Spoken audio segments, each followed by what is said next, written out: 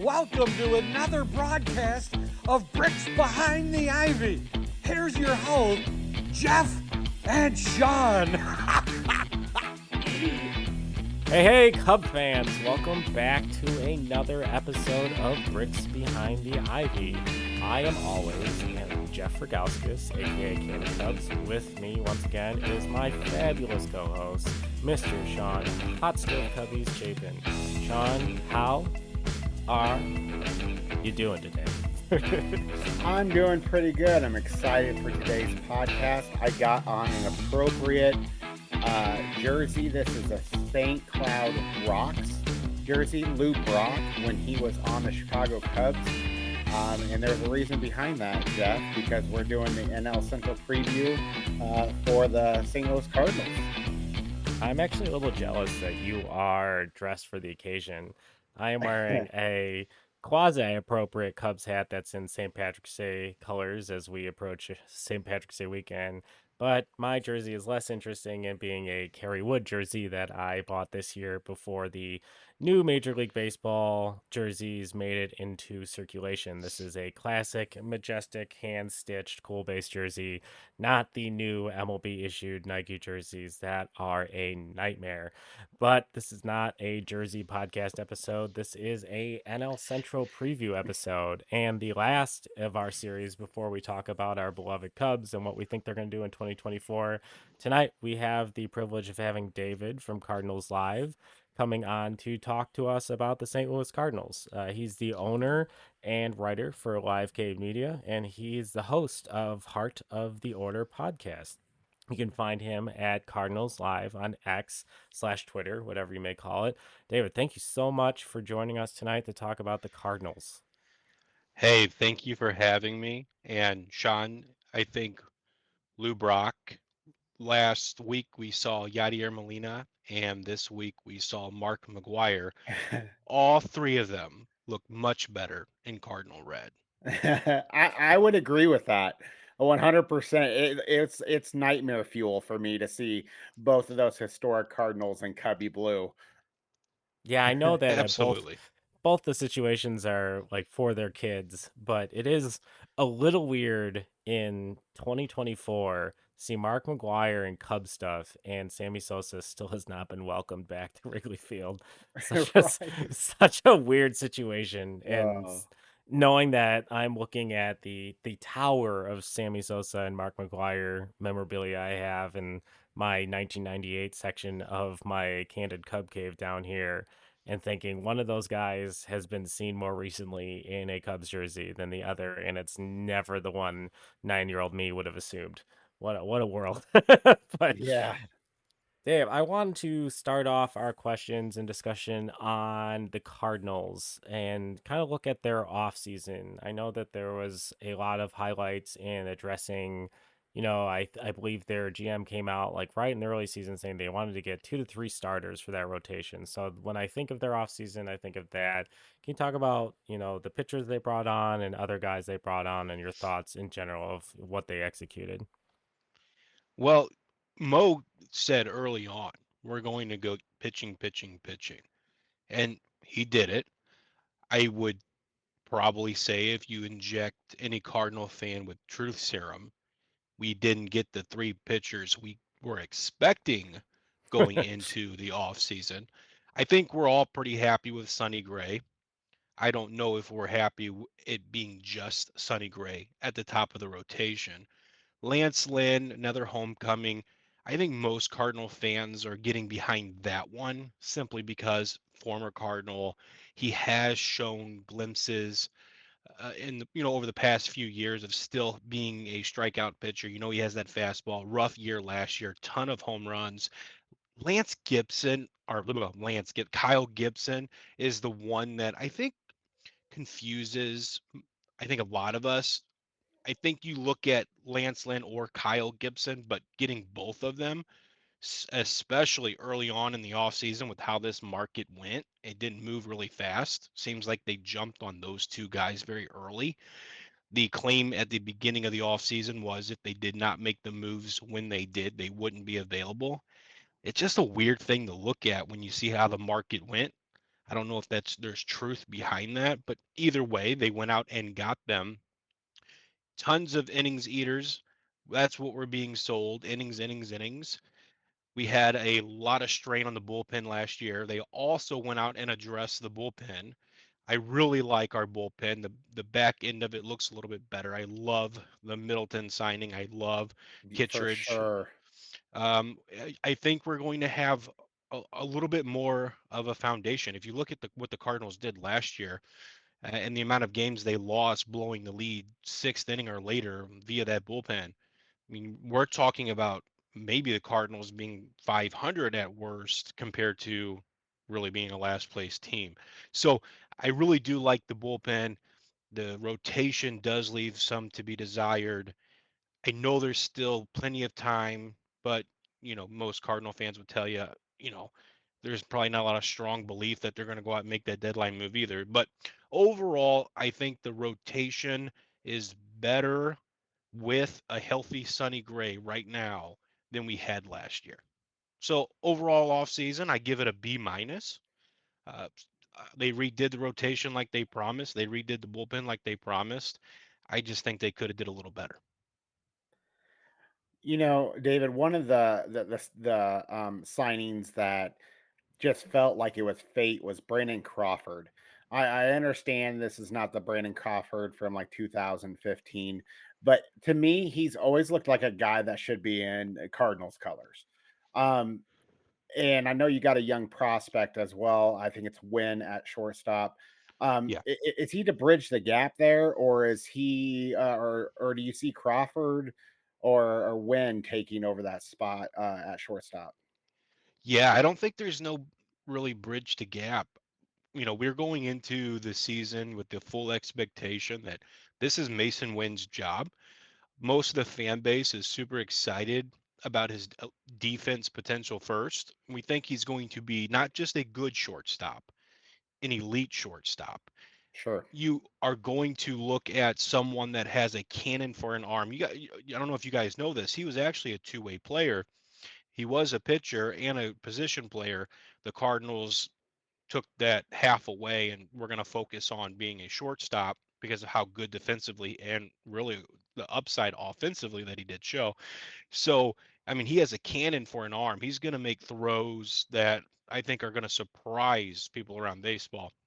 I think last year during the futures game, Turner had something kind of snarky to even say about his arm, like why do you need to throw that hard over there? Well, I don't know if you need to throw that hard, but he was proving that he can. He was showing off Yeah. a little bit.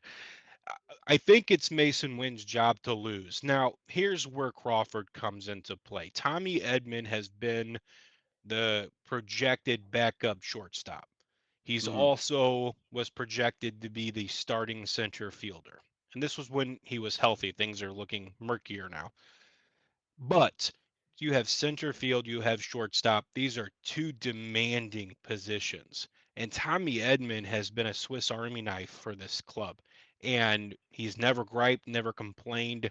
But the reality is the Cardinals looked at it, and with his health and probably missing the first month of the season, which we'll probably get into later, there was a clear hole that the Cardinals saw. Okay, we might need someone to back up Win, and if Edmund isn't healthy, we don't have anybody because Win is young. He probably will struggle offensively. He has at every level. He's a slow starter. And if the club gets in a precarious position early on in the season, the Cardinals cannot afford to dig themselves a hole.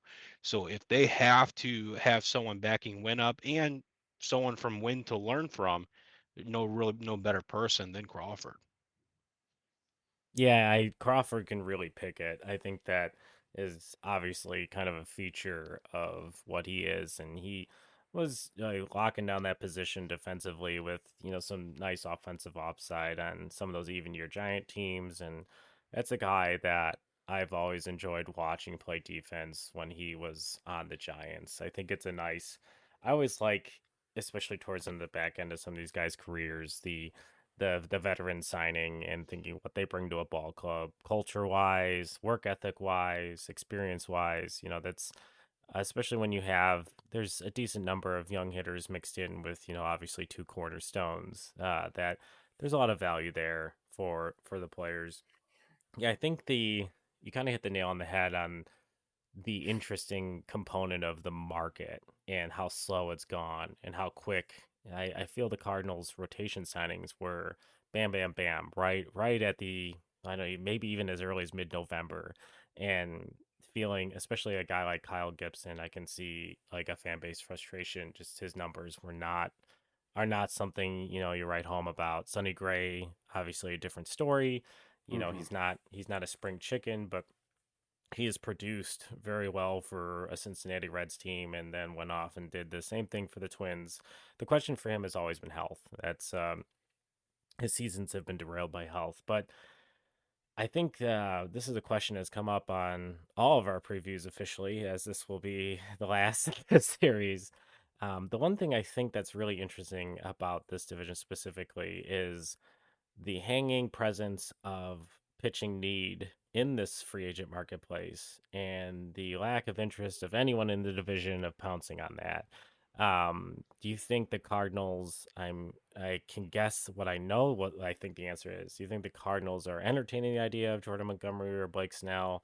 And just kind of your thoughts on what would happen in theory if one of the teams in this division took the leap and added that to their rotation, like how different the story would be going into opening day.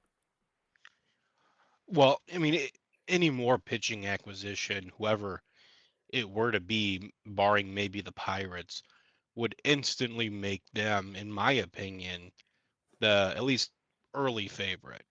You do have Montgomery, you do have Snell. The waters have been murky, really. The Cardinals early on were checking in on Montgomery's market. Even after signing Sonny Gray, there was rumors that they were in on Cease, at least, preliminary talks. They checked in with Miami starting pitching. They're probably thinking the heavens. They haven't made any moves based on Cabrera's MRI results. We'll see what that looks like. But I mean, I think most of these teams have been flirting and really not pulling the trigger. I just think there's a weird stagnation going on in the market that there could be more to it. There could be something that's going to be percolating, and it might not make us so happy down the line as we maybe go into another CBA. The players are not going to be happy. You have your main guy, Scott Boras, is going to lead the charge for a correction. The TV revenues have been an excuse all off season. Hmm. The Dodgers don't seem to be worried. Yeah, So right. Padres either, even with this, their late passing of their owner and then loan talk and defaulting or whatever that conversation was early winter. Sure. They're still making moves and trying to be competitive in their division. So then, that kind of circles back to ours. It's almost like there's been a mutual agreement that we're all going to be, gentlemen and not leave one another in the dust and let the best man win. Right. And, I think the Cardinals and the Cubs are probably the most egregious. The Cardinals, while we are a quote unquote mid market team, I think we can all agree that they draw the type of fan base and they generate the TV ratings, usually in the top three of all of baseball. There's money to be had. The Cardinals may not be able to operate like the big boy Dodgers or the Yankees, but we most certainly can be doing the moves that the Padres or just right under what the Phillies or even what the Rangers have done. The Cubs are in a big market Hmm. and they do not operate like a big market team. They have the power to go out and really showcase their prowess in the division. They just don't. Lucky for us. So I just think that really when you look at the division as a whole, it's a step above the AL Central. I think it's going to be competitive on the lines of we're going to all be engaged for most of the season. Hmm. Is it going to be must watch TV? I guess for all of us outside, I don't know. Yeah, I think that's a really fair point, and I think it's not it's not unfair criticism of the Cubs situation. I think a lot of Cub fans, and I swing wildly on financial expectation, valuation, and how that interchange works in regards to baseball budget. But you look at the Cubs being a top two, like, expense for tickets, next to the Red Sox. You look at the TV network, obviously not the revenue they expected, but they still have their own TV network, which they can leverage. They have the sports book. They own 90% of that neighborhood now. There's no revenue sharing, not the same type at the extreme as other sports. So you look at the Cubs and you think they should be able to buy their way to a division every year in this division, given their financial might, and they aren't. And that No. is that is a question I think that comes up regularly, especially in the echo chamber that is X/Twitter, and the frustration. I understand, they're reading old tweets and things of mine of wanting the Cubs to get Prince Fielder and Albert Pujols when they were both free agents. Like Yeah. that, I mean, I understand that's probably a ridiculous thought and sentiment, but now that the way that they're designed and structured being worth, over 4 bill, like that shouldn't necessarily be an unrealistic possibility. And when you're a team like the Cubs, there is the luxury of being able to make a financial mistake like that and not cripple your Hmm. franchise. I think that is something that, I think this fan base is struggling with, as on paper and evaluating, like, this roster hasn't turned over into this playoff juggernaut. They, if anything, raised the floor slightly Yeah. and brought in a manager that takes floors and turns them into gold. So and it's tough to evaluate this Cubs team because I understand they have a lot of young talent and they're trying to evaluate that. I think there is hesitancy is not the word I want to use because I'm not an insider in any capacity, but the cliff, that I think that was tied to spending before they had it, as like assets got distressed or flipped, and like modernizing the ballpark and making sure it's in the landmark committee, like hitting all the federal landmark guidelines. That cost Yeah. way more. They used a lot of cash assets to buy around the ballpark. And then 2020 happened, and all those things are supposed to meet in this beautiful picture, and they fronted some money to make 2016 happen, and then I think they had to play catch up. So then, Theo Yeah. empties this minor league cupboard, and they turned into a financial juggernaut. But like, they were an $800 million valuation when they were bought by the Tribune to the Ricketts family. Like, things have changed dramatically, but valuation and liquidity are two completely different things, and it is frustrating. It's not. I don't think it's like an average fan's concern of seeing $4 billion and going to a ball game that's average $55 a ticket, and watching, you know it's tough to say there's a guy in the Cubs right now that sells jerseys at a high rate. There's not a superstar on the team. um I feel like this is a topic for an entire podcast on the Cubs perspective. Yeah. As a Cardinals fan, I know this is a Cardinals segment for you guys. As a Cardinals fan, I wish you guys would. I really do believe that if you guys started moving the needle, so would the Cardinals. And history Fair kind of point. proves that. If you look at back when the Houston Astros were roaming the NL Central, uh, the Cardinals and the Astros really had a nice back and forth. There was moments for the Cubs kind of mixed in there, but overall it was a back and forth between Houston and St. Louis. And a lot of the guys that Houston had, I mean, we remember those early late 92,000 lineups. The Cardinals went toe for toe, and then Houston left the division, and it really left the Cardinals and the Cubs as the premier teams in the division. And I say that, understanding Milwaukee has they've taken strides over the past decade. But overall, I mean, those are the two, top tier teams left. And we, other than your World Series run and your stacked roster there, we had our moments in the 15s, the 16s, the 17s, but overall, I don't see us pushing each other as much as I wish we would. And that's really opened the door for teams like the Brewers and the Reds and even the Pirates having their flash in the pan when both of our ownerships and markets could dictate, not, I don't want to be pompous here and say leave them in the dust, but theoretically we are both our organizations could outspend everybody else in the division and make it a two-man race almost every year, and we don't. Yeah, it's the Oakland A's effect, Mm-hmm. and I mean that in both of the ways it could be put contextualized here is, the Oakland A's did so little in a division of giants and like in some of the runs in 2000s and kind of what you said.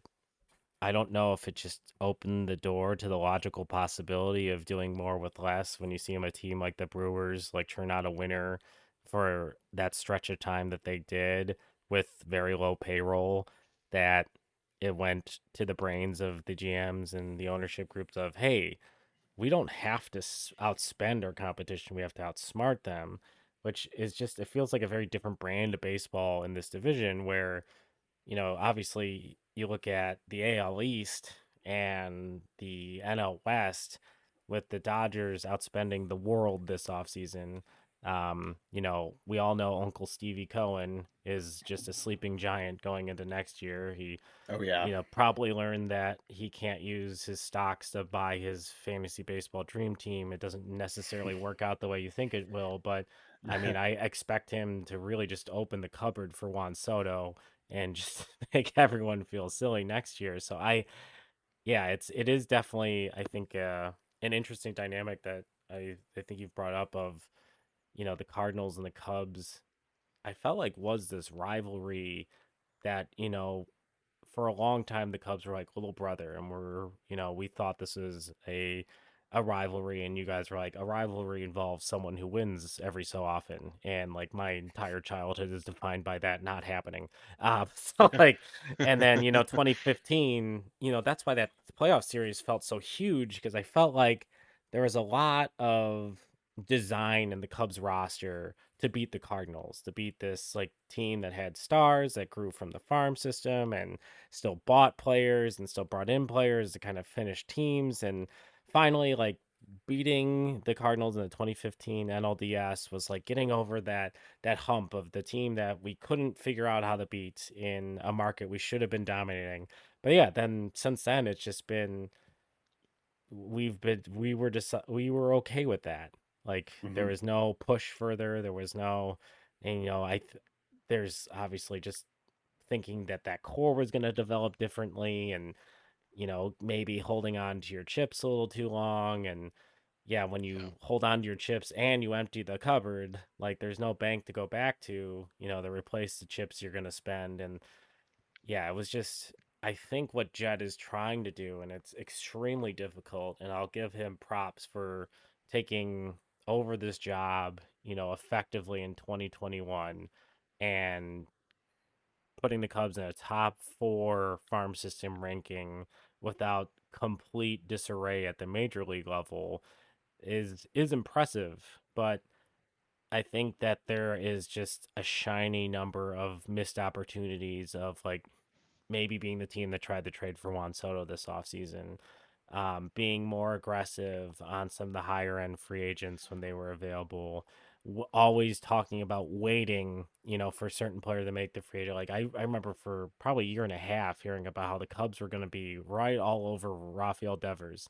Those guys don't make the market anymore. No. They don't get there. They sign an extension, or what they're asking for is so ludicrous they go hire Scott Boras and wait. Like, that's it. So it's a very it's a very weird dynamic. Yeah, and just that quick little segue there. I would say a lot of the gripes that Cubs fans have line up pretty similar to a lot of the gripes that Cardinals fans have. as far as wants, needs, and expectations.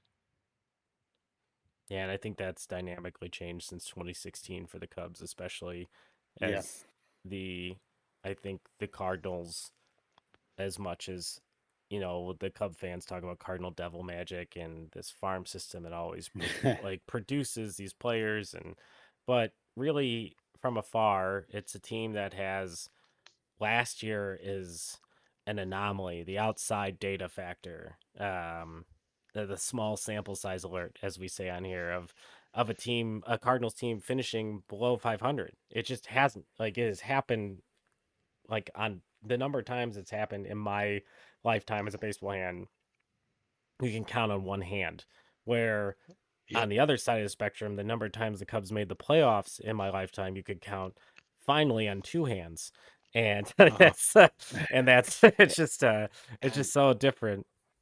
and like the spoiled brats we are, I assure you, we hated every minute of it last year. Oh, I bet. Every minute.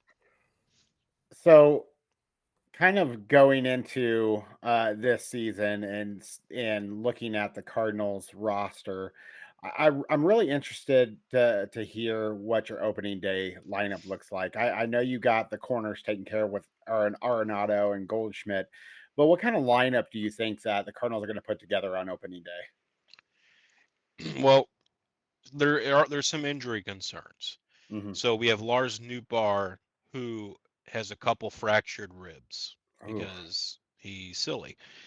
And we don't know if he's going to make opening day. The hope is he will. So if Nootbaar is healthy, he will be the opening day, probably either left or right fielder. If he's not, things are going to get murkier because it's already been reported Tommy Edman will not be available. So now center field's a question mark. So really, all we have for sure, Jordan Walker, penciled in, pinned in, however you want to do it. He's likely probably going to be in right field, so we'll throw him in right.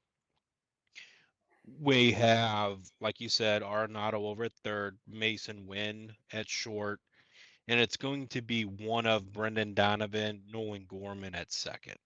Whoever isn't going to be second base will probably be DH. So we'll throw Brendan Donovan at second, Nolan Gorman DH. First base, we'll have Paul Goldschmidt, and catcher Wilson Contreras. The question marks will be dictated probably in the last second half of spring training. We have a young outfielder. His name is Victor Scott II. He had probably entered spring training as just an opportunity for the Cardinals to get a look. He has opened some eyes as well as opportunity has arisen. This is someone that from last year into fall league stolen over 100 bases. The speed is Ooh. legit. Defense is legit. The only concern for him is can his bat handle major league pitching? He hasn't seen a game of AAA baseball. He has a rare talent, and there are expectations that this guy could steal more than 80 bases at the major league level. Yeah. Uh, he profiles as a leadoff hitter. So does Brendan Donovan with his on base capabilities, but the speed is vastly different. So if he keeps doing what he's doing, I think there is a small percentage chance he could be your opening day center fielder for the St. Louis Cardinals.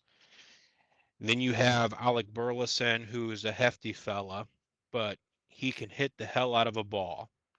He is likely profiled best first base DH, but opportunities just aren't there on this roster.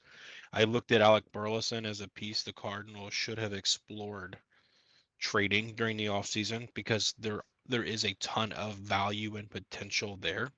And Hmm. most people around baseball see it, including the Cardinals. I think there's a chance that if Nootbaar is not healthy, your outfield will be Walker, Scott, Burley.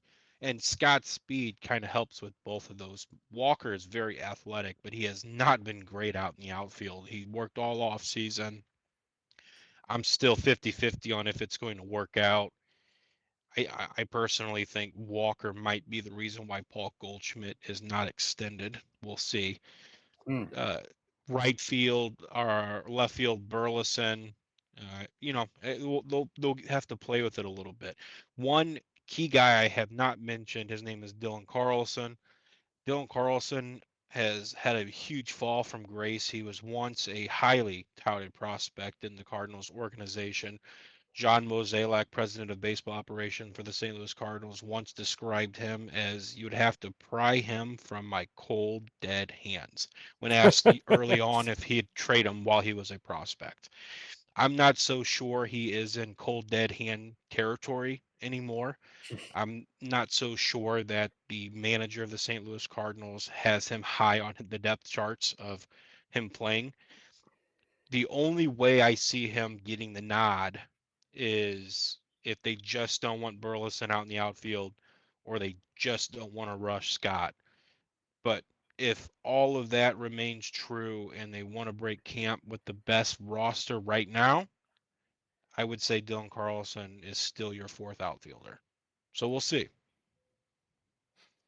So I have I guess, a Cubs specific question for the opening day roster. There was a lot of noise last year about Wilson Contreras and the pitching staff. I Yep. know that, it started one way, and then there was like the weird support stage, and then it kind of slipped in another direction where they were, supporting him but taking away starts from him and behind the plate. I Yeah. think objectively, my concern for Wilson Contreras when the Cubs were talking extension with him was, how catchers age, the Hmm. demand of the position behind the plate, and, in fairness, the emotional component that he brings to the Yep. field. I think there was times in which, and I know this is one of your favorite players, Sean. So like, cover your ears so you don't get sad. Okay. I felt that Javier Baez had an effect on Wilson Contreras in which, like, Wilson thought he could do things Baez could do, but like the athleticism was clearly different. And at times it was very frustrating watching him run himself out of an inning trying to be Javi Baez. And I Mm. think a lot smarter players would have known that Javier Baez is Javier Baez. But then let's ask the Tigers what that definition means, and I'm sure they are having a little bit of buyer's remorse. But A lot of yeah, that. so going into 2024, is he the everyday catcher or is he slotted in DH? Does he have pitchers he's been working with? What's the situation there? Yeah. So let's rewind the clock and we go through last year. The Cardinals, I think, are a fool, not for signing Wilson Contreras. I was a big fan of the move. I think they don't like they said what their intentions were, went out and did it, and then were surprised by the intentions. They went out and they got an offensive first catcher, who, by the way, Wilson Contreras did that and more. His second half was phenomenal, Oh Yes. yeah, you did. even going through the BS that he had to ordeal.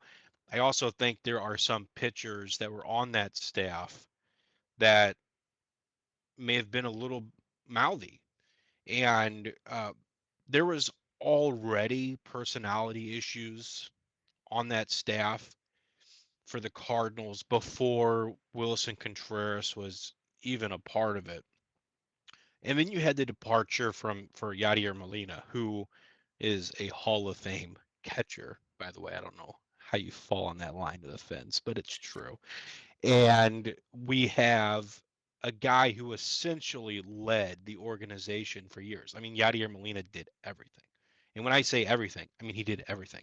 He essentially adopted Dave Duncan's pitching book. He had notes on almost every single starting pitcher, reliever, incorporated that into future technology as he grew with the iPad. He had books on almost every minor league staff that was coming up or any team that we were getting ready to face. He had these pitchers. The offense broke down like a book of what they struggle with. He did advanced scouting for the hitters against their pitchers, for their pitchers against their hitters. I mean, Yachty did everything, and I think a lot of people don't understand the vast amount of stuff that he did to prepare the team day in and day out on both sides of the ball. The Cardinals did not replace that after signing Wilson Contreras. It's essentially like you got a TV and your TV is a combo DVD and TV player, and then you just go out and you go buy a TV. And then you realize, oh, we need to go buy another DVD player because this isn't all in one anymore. The Cardinals didn't have everything all in one anymore. Wilson Contreras wanted to be a catcher and do catcher duties, how he saw them and likely how he did them his entire career with the Cubs. The Cardinals viewed that position differently because of who they had there prior. Sure. And the pitching staff did so too.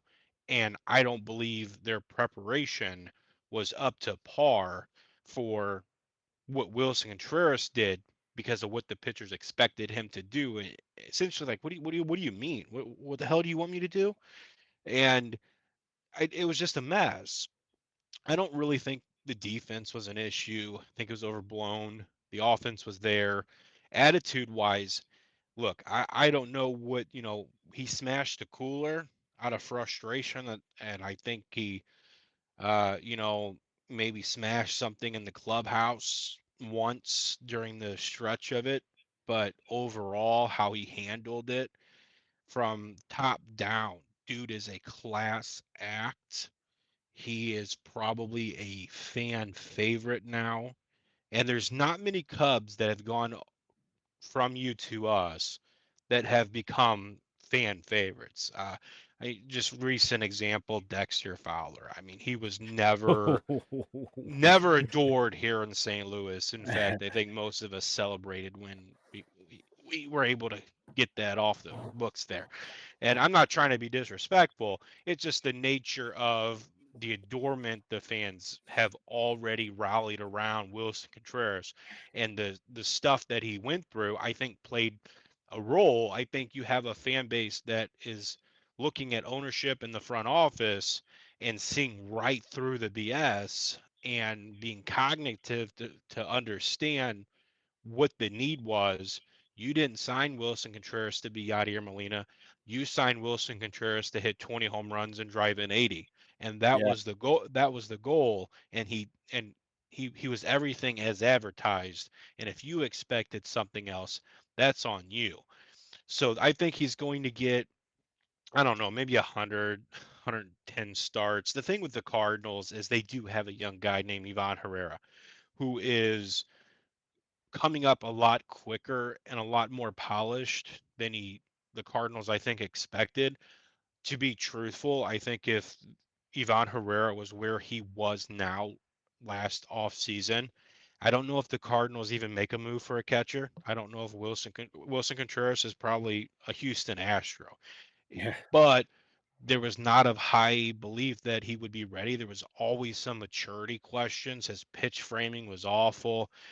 His offense was supposed to be good, but he showed early he couldn't hit major league pitching. Well, that's 180. I mean, he has took strides. He played winter ball. He played for Panama.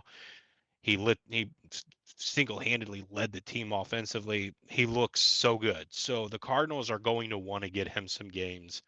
They'll allow Wilson to probably DH a few, and they'll play with the lineup. They'll get a little bit more lenient on how they want to play with it, but I imagine we're going to see quite a few games caught by Ivan Herrera.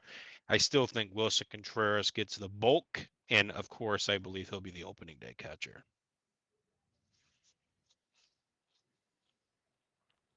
So with that kind of settled out, with Wilson, and I think yeah, he did manage that very well. I thought that was a situation he might have struggled with. It was, from afar, it just was so bizarre. It just the messaging around it and the fan like the fanfare of like removing him as catcher, and then like then the opposite fanfare of like, no, that's not what we said. And I mean you hit the nail on the head. Like Yadier Molina, maybe wasn't an offensive star every season. And, what he brought to the game numbers wise, was, solid numbers for a player. But like what the intangibles off the field and what he did for that pitching staff for as long as he did it, similar to, his brothers, his family, the Molina brothers have just been a long, successful catching group of human beings, and it's just it's yeah, it's absolutely unfair to put that expectation on Wilson Contreras, who, if you're going to hit major league pitching at this age, you have to take some of that game plan time and shift it into planning for a certain type of starter. And being as good a hitter as he is, that's gonna take time, and something's got to give. And I know before he left, that was the commentary around the Cubs was they had told him that they wanted him, to spell at catcher if they extended him. There was some thought process of like shifting him to first base for some starts, like to keep the Yeah. bat, and having him play outfield for some spell to keep the bat in the lineup. But he was insistent he wanted to be a catcher, and he's got a very good arm, and the framing has gone up and down of being loud and being quiet, and some of his emotions get in the game, and he can be really dialed in, and sometimes he's not. And that variability, especially in we're still in the age of pitch framing, was something game plan wise the Cubs weren't really interested in doing. And I Yeah. think, having to inherit the Yadier Molina, pedigree is just was an unfair expectation on any catcher, not just And Wilson Contreras. if you look at it from a standpoint too, you had Jack Flaherty going into his contract year. He's been hurt. He's had a partial pec tear. Last year was super important to him. You had Jordan Montgomery, who came over for the Yankees. It was his contract year. He credited Yadier Molina in essentially turning him into the pitcher he is today. So he had a lot of, positives working with Yadi, and then coming up big season. Then you also had other pitching injuries. You had Steven Matz, who's been in and out, and you had Adam Wainwright, who last year was just don't even want to talk about it. You had a lot of problems, and you had a lot of guys that had high expectations for themselves. And then when you're not being cohesive with the catcher and the team's doing horrible and you don't have that built relationship already, fingers start kind of getting pointed. And I think that's super important when you look at who the Cardinals brought in this year. You got Kyle Gibson, who knows who Kyle Gibson is. You got Lance Lynn, who knows who Lance Lynn is. Sonny Gray knows who Sonny Gray is. These guys, Miles Michaelis, vet, these guys know who they are. They don't need Wilson Contreras out there calling a knuckleball when none of them have a knuckleball. And it flustered them because Lance Lynn's going to look at Wilson Contreras and tell him, hey, fastball. And he's going to throw a fastball. These Mhm. guys are going to, I think, bring something to the table 23 staff did not have. And that's poise, experience, and just gristle. And I think that's going to work well with Wilson Contreras because I think what Wilson needs is I think he needs a relationship. I think he needs partnership. I think he needs communication. If a pitcher can tell him how he likes to attack certain things, then I think he's going to memorize that and he's going to roll with it and he's going to call the game based on that feedback. I don't think Wilson Contreras has the capacity to go five pitchers down the rotation 5 games later, look at look at those offenses and figure out how we're going to pitch to them per every single pitcher. He's just shown that he can't. But what he can do is build friendships and relationships. And if you can build that with each starter, and each starter sits down with a pre-game, pre-series meeting, and they go over how they want to pitch these lineups, I think Wilson Contreras is going to be a lot better at not just pitch calling, pitch framing, defense, just overall. He's just going to be a better catcher. And I think that's going to translate to even being better offensively because he's not just Wilson Contreras on the Cardinals anymore. Wilson Contreras is becoming a leader in the clubhouse. He's becoming a voice in the clubhouse. And he has pretty much so far this spring taken charge of this rotation. Sonny Gray and him literally met day one of camp, threw to each other. Sonny Gray was saying what he wanted to throw out loud. Wilson Contreras was following his movements, and they were talking. They were telling each other nasty, that looked good. I like that. Throw it again. Uh, Sonny Gray would tell him, I don't like throwing that at that count. Let's throw this. Wilson Contreras, great idea. Let's do it. Throw it nasty. So you're seeing that, that relationship and that situation build. And I think that those types of pitchers in this rotation is going to help Wilson Contreras.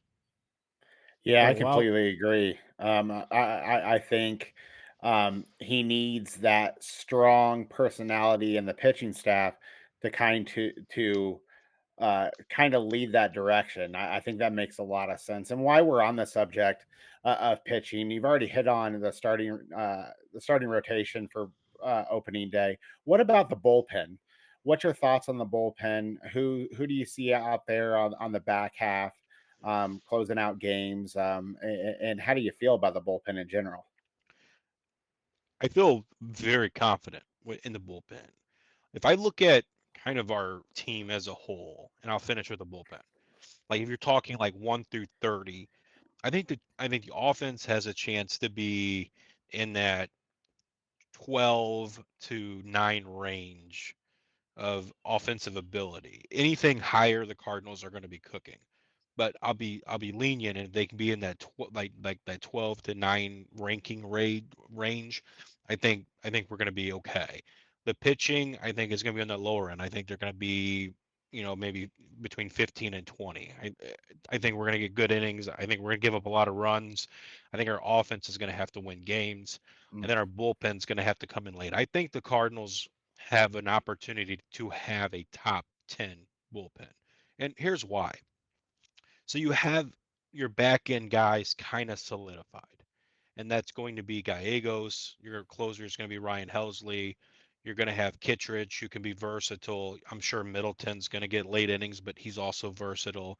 You have JoJo Romero from the left side, and then you also have your middle pieces. And where the Cardinals got in trouble last year was those middle pieces. Why? So you had Stratton, you had Verhagen, you had guys under contract. You like to have guys under contract that are more towards that back end high leverage. The Cardinals had a lot of mediocrity under contract that there's nothing you can do. You if you get gassed out, there's no options available. You can't intermingle your bullpen. You can't call up, send down. You can't be flexible. You get stuck and you get gassed. The Hmm. Cardinals now have flexibility. So you have your key guys in the back who are, when right, filthy. You have your flexibility in the middle. There's some new names in that bullpen that look pretty promising. There's this guy named O'Brien. We got him from the Seattle Mariners. He's pumping 97, 98 gas. He's going to make the team. Might as well pin him in. He looks absolutely filthy. You guys are going to hate facing him, I think. He's going to look pretty good. He's going to be a household name, at least in the Central Division, pretty quick. You have uh, young guys, Matthew Liberatore, Zach Thompson. They're kind of fighting for that six-man long reliever. But overall, there's not a lot of competition going on in the bullpen as far as who's probably going to be solidified. We got that Rule 5 pickup from Boston, Fernandez. He looks pretty good. But overall, what the Cardinals have done is they've added swing and miss to their bullpen. They didn't really do it in their rotation, other than outside of Sonny Gray. But they added a significant amount of swing and miss. And if you look at the Cardinals, I touched on this earlier when we started talking. The Cardinals, I think, led the majors in blown saves out of the bullpen past, I think it was either the sixth or seventh inning. It was like over 23, 24-ish games. The bullpen was a huge issue. If they could cut down, if they eliminated half of those games, they're a 500 team. If they actually win some of those games, they're fighting for the division. The Cardinals looked at the bullpen as, if we can get to the sixth, seventh inning, and our guys can get us to that sixth and seventh inning, talking about starters, Hmm. we might actually have a chance to win with our lineup. I think our bullpen's going to look good. I'm excited about it. Yeah, as a stat look up, I did check the Cardinals are up there with 28 blown saves, 56% save conversion in Horrible. 2023, which puts them not as close to the bottom as I expected them to be. The Rockies and surprisingly the Guardians were at the bottom of that list. And then also close to the bottom was the Rangers, which, you Yeah, know, That's I weird. they that's sorry, go ahead. they they they struggled early in the beginning of the season. They racked those numbers up pretty quick, the Rangers, and then they solidified it after the deadline. The Cardinals kept it chugging all year. They were just consistently bad. Yeah, I think losing those types of games like they add up early. I think in an audit of 2023, maybe not necessarily blown saves in the traditional stat, but the leads that No, fell apart in games for the Cubs, those ended up making the difference between them being the last wild card team because they missed by one game. But let's not open an old wound. I think we've talked about, at length your thoughts, and I'm kind of getting the feeling the strengths of this Cardinals team is probably potentially offense and then the bullpen. What would you yes. say? I think getting a feeling that the weakness is potentially the rotation, and one that I think that I would point to is outfield defense. What would you say those are the weaknesses? Do you have any other weaknesses you're concerned about with the Cardinals? Uh, well, I always worry about the lineup being consistent. Uh, the Cardinals have had a very hot and cold lineup, throughout Major League Baseball. You have hot spells and cold spells for players, lineups in general, but Sure. there's been a trend for the Cardinals where when you're hot, you're hot, you're cold, you're cold. And that extends to Nolan Arenado and Paul Goldschmidt. What we need, my concern, outfield defense, absolutely. That's an A concern on level. Rotation's an A concern as well. But another A concern is the production from our cornerstone players. You need Nolan Arenado to be Nolan Arenado, and you need Paul Goldschmidt to be Paul Goldschmidt. There's a lot of finger pointing last year of what went wrong with the St. Louis Cardinals. Nolan Arenado is right at the heart of it. He had a horrible April. His second half picked up, but he defensively, offensively, he's not what the Cardinals envisioned when they traded for him. The year before he was outstanding, but really 2 out of the 3 years that we've had Nolan Arenado, I think we could fairly say he hasn't fully been his normal Nolan Arenado self, and that's still in prime years. The Coors effect and all that. And in no way am I saying Nolan Arenado hasn't been phenomenal, but there's levels to this. Nolan Mhm. Arenado is an elite player. I'm going to judge him as such. So Paul Goldschmidt hasn't caught up to a fastball since 2019, or not 19, 2021, his MVP year. Uh, and 2022 was mediocre at best. I think he finished with a lower OPS than he did in 3 years, which is still, above average for a baseball player, below Paul Goldschmidt's expectations. Yeah. And then last year was just rough. He did some work at Driveline. I know he's changed some of his mechanics to maybe try to be quicker through the zone. I know Nolan Arenado has really focused on kind of wanting to be more of a pull hitter. I think he was a good pull hitter in 2022. 2023, he got away from it. He tried spreading the ball more. I think he has found that his power plays better in Bush and a lot of the central ballparks by pulling the ball. I think he's going to try to be a little bit more pull heavy. I think that's more productive for his swing in general and what it's transformed over the years into. So I have hope that Nolan Arenado and Paul Goldschmidt have better seasons, but I would put that right up there on a concern as well. So yeah, outfield defense, pitching rotation, and our guys being our guys. And that's for consistency's sake. We have Yeah. asked all of our pundits as an outsider, what do you see as the strength of the Cubs team in the division, and what is their Achilles heel? What is their weakness? I would say so. The Cubs, I think, are. I don't think the Cubs are great at anything, but they're not bad at anything. They just look like a consistent team, and what I mean by that is I don't see any like glaring major holes. Yeah, you can look at areas like the lineup, certain positions, the rotation in general, the loss of Stroman. I think is I think it's going to pan out to be a little bit bigger, but you just look at the team overall, they're going to chug along. I don't think they're going to have a lot of ups. I don't know if they'll have a lot of downs. And when you look at the division, I think Cincinnati has a risk of having a lot of ups and downs just because of their youth. I think Pittsburgh, we saw what an up and down looks like. And then the Cardinals, if the Cardinals get off to a slow start and that mojo doesn't go the way it's going based on their last year, they can say they want to move on all they want. But last year is still on the shoulder of those players. Hmm. So, like what the Cubs have is they have a new manager, Craig Counsell. They got a solid team who Craig is probably going to get a little bit more out of each and every one of them. That's what he's being paid for. And you got Belly back, which I think was very important. Without Belly, I wouldn't be super stoked. Uh, Neither would I. Neither would so I.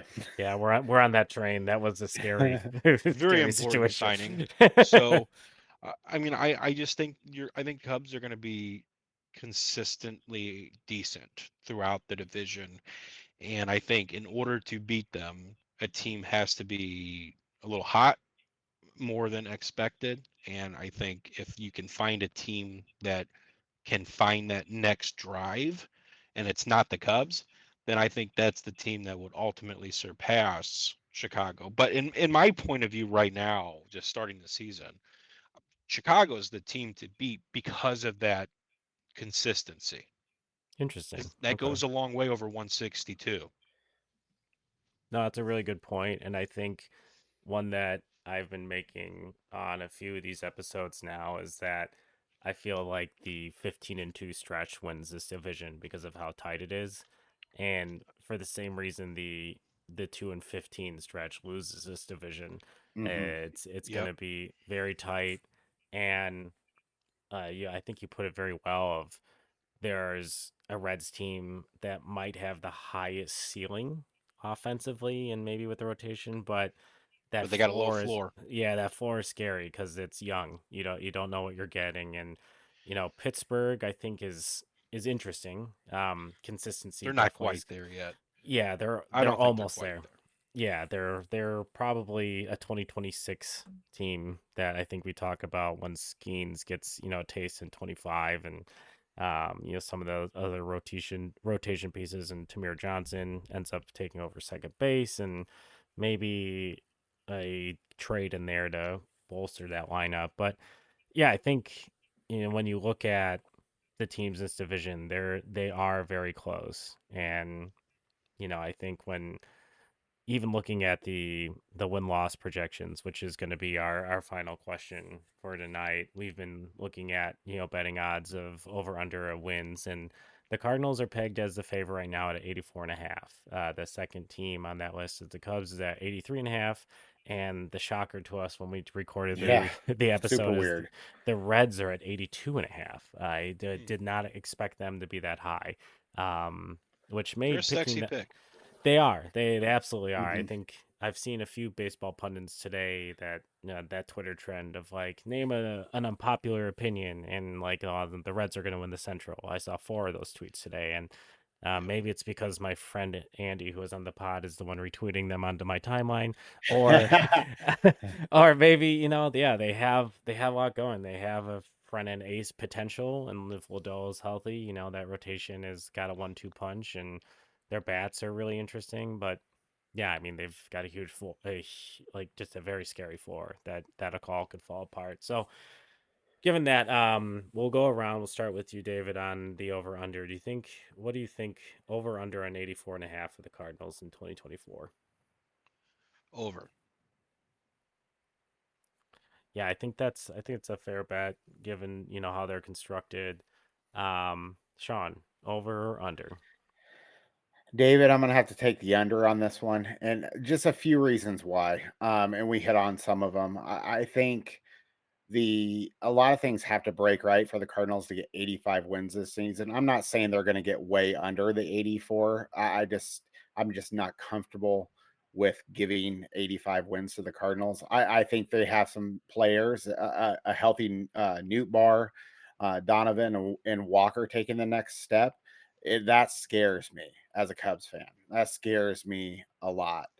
And then you're going to need bounce back years for Arenado and Goldschmidt, even though Goldschmidt at the age of 35 still put up pretty decent numbers at 35. So overall, I think it's going to be under that 34 and a half, but not like we're not talking, I'm saying in the 70s. I don't think that's going to happen. Okay. Yeah, I think for me, the toughest thing I try to look at is, like how the roster is constructed, the likelihood of like blowing it up, because I feel like there's a lot of wins in a division that come at the back half of a season, and there's always that team that gives up and moves the 1 year guys off their roster, and like we're having a completely different conversation of like what records look like, some getting inflated by that benefit and that team getting deflated by moving so many pieces. And Over in St. Louis that I think would really seem more gutting than it might actually end up turning into, just based on who we have and position player wise. We sure cannot develop pitching, but by God, can we develop position players? And we have more coming that's creating more log jams. And our middle in, like we have a guy Thomas Ajacey. We just got him from Texas for the Monty deal. That dude's going to yeah, be a stud. Another middle infielder. Add that to the win, Edmund, Donovan, Gorman mix, and then all of a sudden, okay, now. So that's why when I use my argument for the over, obviously the Cardinals have a lot of chips to use, which tells Good me that point. if the time is right, the Cardinals can probably enter almost any trade discussion to that's a have very, for very good whatever point. pitcher could be available. For example, that if the Cardinals wanted to, they could be they likely we don't know what organizations target, of course, and what skill set they want, but as far as just overall package, the Cardinals could have got Dylan Cease. The Cubs probably could have got Dylan Cease, but maybe not. I don't know the White Sox for you guys, but regardless, the gunpowder is there. And the argument for Cardinal fans all off season is, well, you should use the gunpowder now because you don't know where you're going to be at deadline time. Well, if the Cardinals are competitive around deadline time, there is room in payroll. We have the pieces to acquire. The likelihood of adding to the top of the rotation with Sonny Gray would be higher around July then it seems like not now. So it's essentially let's see how the division breaks. Maybe tread water. I think the first month of the season is going to be a tough one for the Cardinals. I mean, you got the Dodgers and the Padres just to start it out. Then I think you play Arizona twice mixed in there. I mean, it's going to be a tough Yeah. month. But if you can tread water to open the season, have a decent May, get through June, and you're in the mix on it July, I think you'll see the Cardinals make an additional move. And you nailed it on the head when you said it all determines what Lance Lynn does. I think Lance Lynn is a very interesting kind of tidbit of what the Cardinals may and may not be able to do this season. Fun little interesting stat. I may not have it identical, so I'll leave it to you guys to maybe look it up after the podcast. But I think Lance Lynn won 13 games or something with like he had 13 quality starts and one and six of them were quality starts. Either way, when he gets a quality start, he wins. And then when the Cardinals have quality starts last year, their record was incredible. I think it was like, but we didn't have a lot of quality starts, but when we got them, it was almost flawless. I think it was like 28-2. Out of everybody in the rotation, Lance Lynn had the most quality starts past 3 years.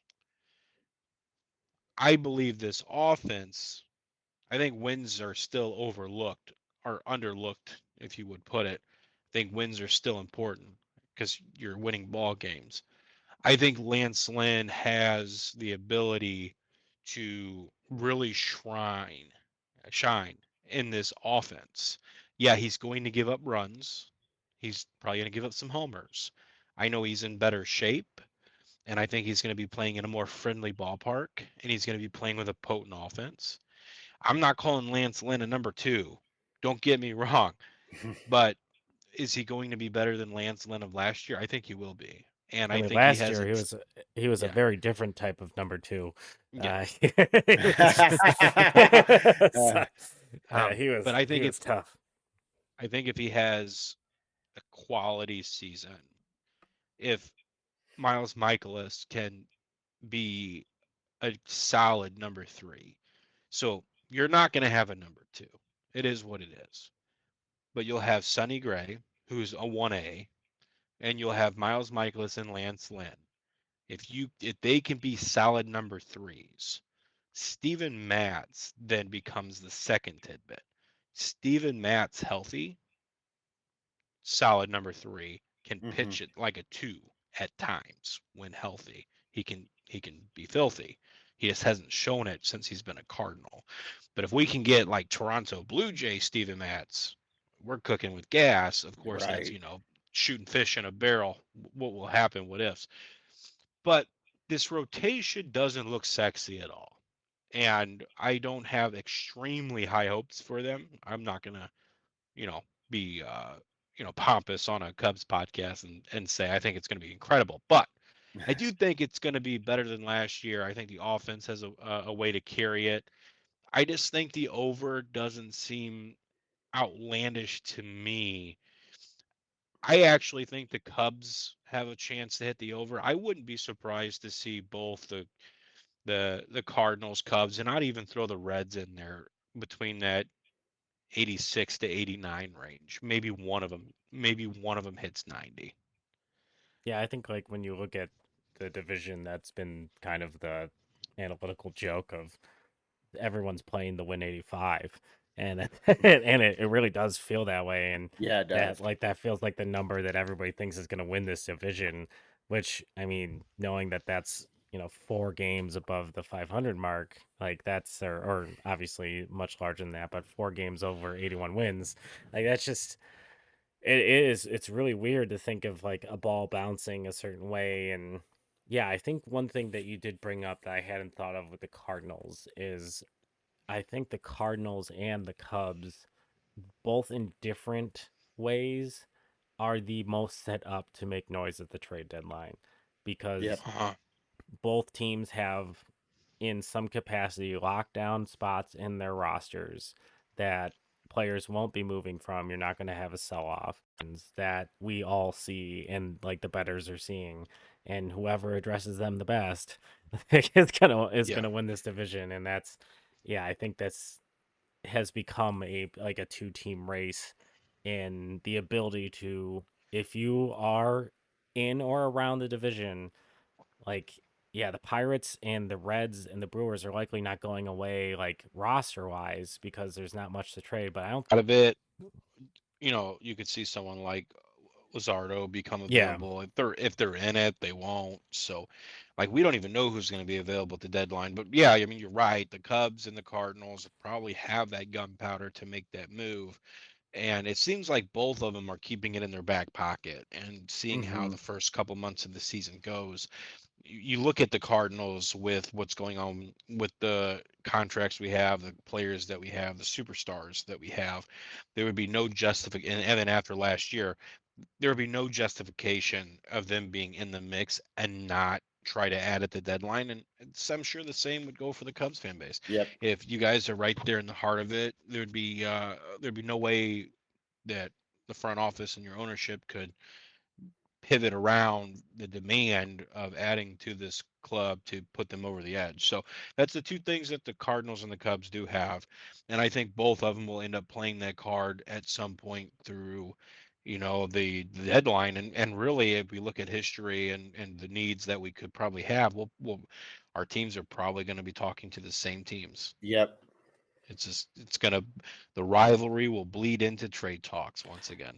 Yep. And let's go full circle. Unless the Cubs are unwilling to go above the first level of the CBT threshold, which they have treated as a cap. And that links our first conversation about money.